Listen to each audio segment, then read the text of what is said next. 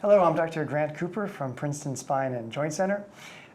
Here with me today, this is Dr. Adrienne Jensen from Activcore and Dr. Zinovy Meyler from Princeton Spine and Joint Center as well.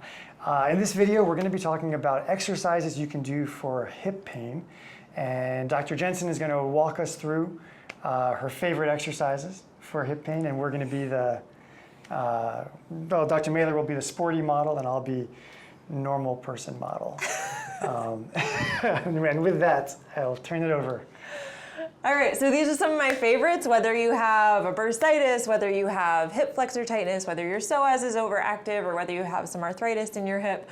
These kind of generally address hip strength, which can really decompress the joint and relax your pain, or decrease your pain. So who's gonna get started first? All right. I'll go first. Okay. All right, so we've done this one before. We're gonna do some glute work. It's one of my favorites and the easiest one to start with. So what you're gonna do is, we did this one, here, I'm gonna give you a pillow. All right, so this one we're targeting glute max. So it is the biggest muscle around your hip joint to decompress it, because your muscles are your shock absorbers. So the stronger they are, the less you're gonna feel it in your hip. So what you're gonna do is you're gonna pelvic tilt, make that low back touch the floor. I think it's easiest if you pick your toes up so you really put pressure in your heels. Sometimes with a flat foot, you don't feel your glutes as much. You tend to be more hamstring dominant. So you're gonna push down into your heels, and that's gonna help you raise your hips up. So you're making sure you're feeling your lower body do the work rather than your back. Can you go any higher? Perfect, so you feel glutes working. You might feel a hip flexor stretch. So if you have tight hip flexors, this is a great exercise because it actively releases the tension in your hip flexors by turning on the opposing muscle group. And that's something that's really common in people with hip issues. Yeah. Is tight hip flexors. Totally, I mean, they tend to take over. Yeah. I do feel my ribs trying to do this. To flare, yeah. So that exhale when you come on up helps engage your abdominals so that you're not flaring your ribs and you're not going into your low back. There you go. Do you want more of the holding up here, or do you want the repetitions of up and down? So if you have tight hip flexors, if you hold it longer, you're gonna notice that that stretch in the front starts to relax. So initially, make sure you're pushing through your heels. The tendency is to just kind of pop your hips up, not using your heels to actually get the height. So if you really use those heels to push down, and then hold it till you start to feel this stretch, the front of your hip flexors, and then repeat until your butt starts to get tired. Glute max gets tired. Good, so that's really that one. I would do 3-4 sets till you're tired to really strengthen the glutes, but initially if you're not feeling left and right side the same, work on trying to even out that imbalance. So when you come up, do you feel the left side the same as the right side? Just about. Perfect, so if you don't, just work on the side that you don't feel as much, and then move on. Next muscle group is your hamstring. So when you do a bridge, you're mainly targeting your glute max. If you feel your hamstrings, then we need to figure out how to change it or adjust it a little bit so you're mainly feeling your glutes and not your hamstrings. But then there's a bridge that actually works just on the hamstrings. So use a chair or something in your house, heels prop up on a couch, an ottoman, something like that, or a bench. So your legs are gonna be mostly straight. So you're gonna slide this way or move that chair that way a little bit more, but not totally straight. There you go, so a slight bend in your knee. Good, so just like the bridge that you did with your knees bent, you're gonna pelvic tilt, low back touches the floor, and then power down into those heels to lift your legs off or your hips up off the ground. And you should feel hamstrings kicking in now. Oh, absolutely. Good, and you should feel like your back kind of relaxing. So your back isn't feeling the work, your hamstrings are. So again, try to get that full stretch in the front of your hips by pushing into your heels. Really feel those hamstrings kick in, lower down, and then repeat. So the more your quads turn off and the more your hamstrings turn on, the less likely you're gonna be tightening that psoas and iliopsoas, relaxing the hip flexors, engaging posterior chain, the back of your body. So again, this is strengthening exercise. So once you feel the right muscles working and it doesn't hurt, then get tired, do 3-4 sets. And part of this, again, is just feeling the muscles turn on, right? Exactly. To me, Dr. Jensen was my physical therapist, and she helped me with my back, and that was a huge thing, just turning on some of the muscles that surprisingly had turned off, and I didn't realize it. And then you start to activate them and feel that they're activated, and that alone, is at least for me, but I think for a lot of patients, it's a big step forward. And then you can also, obviously, the strengthening is also important. But Definitely. Pain is a pretty powerful thing. It inhibits muscle function. So even if there's nothing wrong with that muscle, your brain has rewired how you move to avoid pain. So just re-recruiting those pathways to those muscles and saying, hey, brain, use these muscles, please, turn them on again without pain, it can really be powerful to get you out of pain and quickly. just to drive that home, that's something that I've told patients also. But until I felt it, until it became, personal and real, it was like, oh, okay. That can have a really It actually profound, works. not just like a little bit. It was a very big step forward when I. Cool. I'm so glad you're feeling better. Yeah. Me too. All right, so another really important muscle is your glute med. So when you're standing on one leg, if you're a runner, if you're walking, I mean, everyone, for the most part, walks at some point in their life. If not, then these muscles are still important because they can help your low back. But glute med is a really important exercise because when your weight goes through that one leg, that muscle on that side of your hip is the main thing that supports you from leaning all the pressure on your hip and going into your back. So you're gonna lie on your side, pick a side, any side, but facing the camera probably works the best. Your bottom leg, you're gonna bend it so it comes back and gives you some, like a foundation to be on. Your hips, you're gonna stack. So this right side is gonna be directly on top of your other side, and I'll give you your pillow back so your head's not dangling. Thank you. You're gonna straighten this leg out all the way. And a lot of people do this one wrong. They're like, oh, I could do a leg raise, no problem. They raise their leg up, they're like, a Rockette in Radio City, and they're just going to town. Usually when you're doing that, you're actually using the front muscle in your leg, your quad and your hip flexor, which is why a lot of people have tight hip flexors and why this glute med muscle is very weak. So what you want to make sure you're doing is keeping your hips stacked, and I like to tell people put your hand on your hip so you can keep track of where that is. The only thing that should move is your leg. Your hand shouldn't move any closer to your shoulder. So you're gonna raise this leg straight up, but you wanna keep it back here. So pull it back. See, he's doing the same thing. He's coming forward, he's using that quad, right? That's where you feel it. So you wanna bring it all the way back here, and I'm making sure I'm not touching this microphone. So let me move your leg. And it's partly because the hip flexors are so strong. His hip flexors are really strong, they wanna take over. So can you hold, right there? Ooh, that's a different feel. And you should feel that muscle. It's almost like the seam of your pants, slightly behind it. That muscle's right there. So you're gonna remember what that feels like, lower down, and then come right back up to it. Do you ever have them internally rotate, like point their toes down a little bit? Usually, yeah. If you pull your toe towards you this way and reach with your heel, you'll be able to target that muscle a little bit more when I do that. Exactly. Yeah. And it helps avoid external rotation, which makes you use your quad. Right. So if anything, it's really just good to keep you from cheating and using the front This is leg actually muscle. very interesting because I've told patients all the time that this is what usually happens. And when I try to do it myself, I keep doing the same thing. Yep. Yeah. So sometimes if your foot is here, your goal would be to keep your leg behind your foot.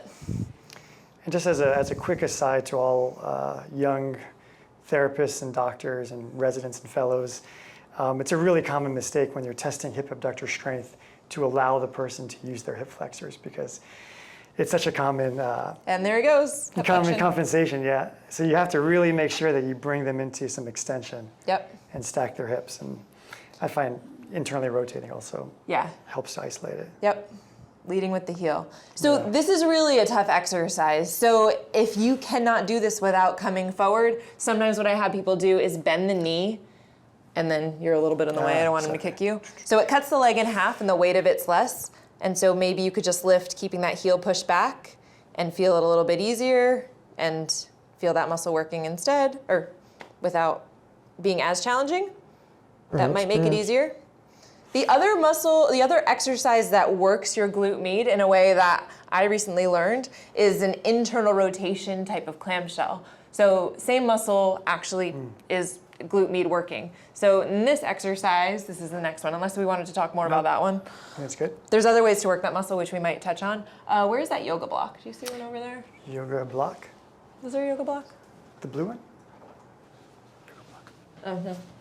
All right. Yeah, there we go. All right, awesome. Thank you. All right, so this is gonna go between your knees. So what you're gonna do is, can you raise your ankle up off of the floor as high as you can go? So that's internal rotation as your femur is rotating towards the inside. So you should feel a muscle there working, and then lower down and repeat. So this is another glute med exercise, which is sometimes a little bit easier. but it's working rotation rather than straight abduction. So it can be pretty challenging, and we can also add a band to this one, or you can also work both of them at the same time in a slightly different way. We've got a lot of options, but this is simple, very minimal equipment. I like it because you can isolate it so well, and you know if you're Yeah. starting to lose your form because you're. Easy, medium, hard to do. This one actually is easier to follow. Not as many details to. And you feel it in the same area, right? Absolutely, yes. All right, so if I'm gonna add a band, little simple mini band, can you pull that band apart and you'll feel that same muscle working a little Yes. bit more intensely, gives yourself a higher challenge. Perfect. So hip internal rotation. So we did abduction, we did extension, hamstrings, glutes, internal rotation, and then external rotation would be the last one to kind of make sure all your rotators are working the way they need to in a very simple way. So that, I'm gonna take this away. That's simple clamshell, so hips stacked, knees stacked, ankles stacked. You're gonna rotate this knee as high up to the ceiling as you can. The band has nothing to do with this right now. But when you're doing this one, you wanna make sure that your hip isn't actually moving. So again, if you put your hand on your hip, you're gonna know you're not cheating if the hand isn't moving and just that knee gets as high as it can. So you're gonna feel that right under your fingers. And if you wanna make this harder, you just slide the band up to your knees and try to lift I think it's hard. the band apart. Hard enough. This could be challenging enough. Yeah. Yep. The addition or the higher level motor control component I like to add to these is, can you keep your legs elevated? So imagine your ankles are just hovering over. Can you do that clamshell without Moving your your feet ankle. really going very far from each other? So it kind of keeps your brain engaged a bit more rather than just kind of brute strength. And then keep your knees hovering but not touching. Lift your ankle without your knee coming too far away from the other one. Yeah. So here's where the accuracy and the motor control comes in, Yeah. which is a really important part of rehab, is not just strength, but how accurate can your brain control what the muscle is doing. Every time you can have something be more dynamic, it's always going to be better. And then you'd progress this into standing and doing, a bunch of different things that way. But these are the basics. Nice. All right. Is there any others, or is that those are four? Those 4? 4 or 5. 4 or 5. I've got one really Go good to. one that combines a lot of these. Can we stand up? Okay, so I'm gonna have you stand up. This is one of my favorites for runners or anyone who does anything standing, because ultimately you need to use your hips when you're standing, and that's, if your hip pain is when you're upright, then you've got to train in weight bearing. So you're gonna put this around your feet, right around there. Good. You're gonna face that way. So your brain is gonna keep track of one leg. So you wanna keep your hip, knee, and ankle in the same plane. You're gonna squat down a little bit and pick a leg. So let's pick your left leg. That's the one you're mainly working on. Toes pointed forward. How far away can you bring your right foot without your left leg moving at all to tap the ground so you feel that muscle kicking in? So it's more about the standing leg. And you're actually squatting forward. Can you kind of stick your butt back more so your knee is, there you go. And then you're gonna feel it even more in your glute. Perfect. And you wanna avoid putting the weight on your right foot. You wanna just keep it all on your left so you're really tapping and everything on the left side is staying the same. So that left hip is gonna get pretty fatigued. I can feel that. Again, shift your weight back. You're starting to get into your quad and your knee. It's so easy That's to be quad fantastic. dominant. Yeah. Good, and then you could try it standing on the right leg, tapping the left foot out. So plant that right leg, keep track of your hip, knee, and ankle so everything stays straight. So this gets glute med, rotators, all sorts of different things working in a weight-bearing position. So you're training your hips for what they need to do if you're a runner, if you're walking, if you're hiking. It just builds endurance. Yeah. These are so great, especially because one of the things that I usually talk about with a lot of patients that like cycling or running is the fact that we're so in such a linear sport and there's not much lateral motion, and so our abductors get weak because of, it's not so much that they are weaker, it's just that our muscles that are Everyone involved. trains in the sagittal Right. plane. Yep. Exactly. Everyone trains forward and backwards like a machine. Right. But like so much movement, you need support laterally in the frontal plane to really give your whole body a well-rounded muscle support structure.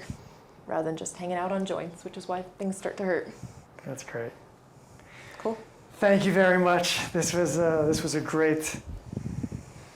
And that's Great. that's a really light band. That's the lightest one, so it doesn't take a lot. And this is a This was challenging. exercise. So that's you Very know there's challenging. but the great thing is there's so much you can get better and better at, right? I mean, part of the reason it's hard is because you don't do these usually. Absolutely, yes. I'm sure you progress fast once you start them. Especially when those muscles start recruiting, you might be able to do the heavier band the next day.